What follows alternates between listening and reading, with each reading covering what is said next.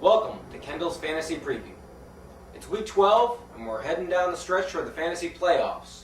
And I'm going to give you a few tips on some guys you might want to get into the lineup and possibly take out. I'm going to start with a couple backs that you might want to start this weekend, Rock Cartwright and Justin Forsett. Cartwright, with Portis and Betts out, served pretty well last week. And Philly's defense, the defense they go against this week, they're pretty strong in the secondary. They're going to force Campbell to have to throw some underneath throws to tight ends and backs. So I expect Cartwright to get somewhere around 120 yards plus, rushing and receiving, possibly throwing a touchdown there for a pretty solid game. Forsett is also a backup who's going to get a start this week with Julius Jones out once again.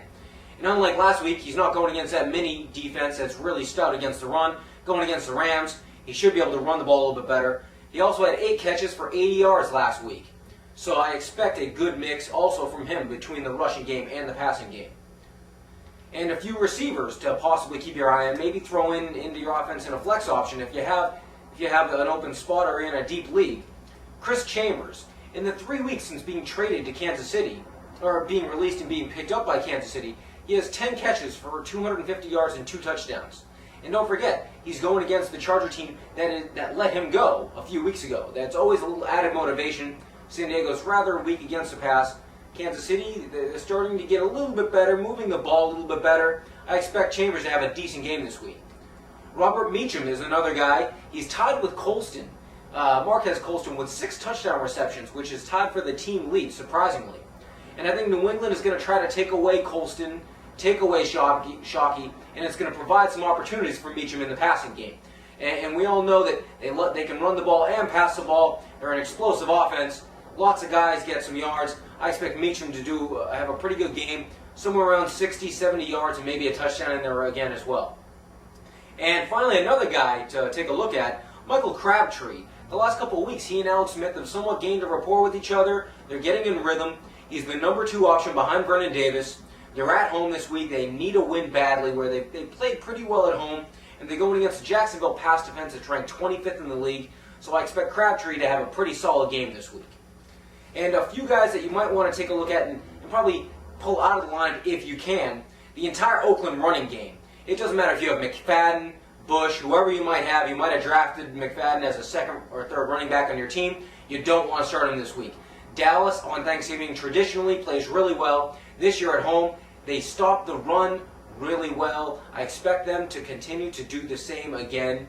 And don't forget, Oakland, they show up every few weeks. They showed up last week. They beat Cincinnati. They're not going to show up this week. Kevin Smith is another back that, despite if you have him in a point per receptions league, he might be worth taking a look at. Otherwise, you probably want to get him out of the lineup. Green Bay only gives up 3.7 yards per carry this season and has only given up 3 touchdowns on the ground all year. I don't expect very much out of Kevin Smith this week. You probably want to bench him.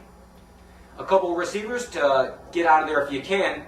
Lee Evans. He has 5 touchdowns, decent numbers as a receiver, but that, for the most part, came in 3 games. If you look at in 4 games. You look at his other 6 games, he's averaging 2.3 catches and 28 yards per game.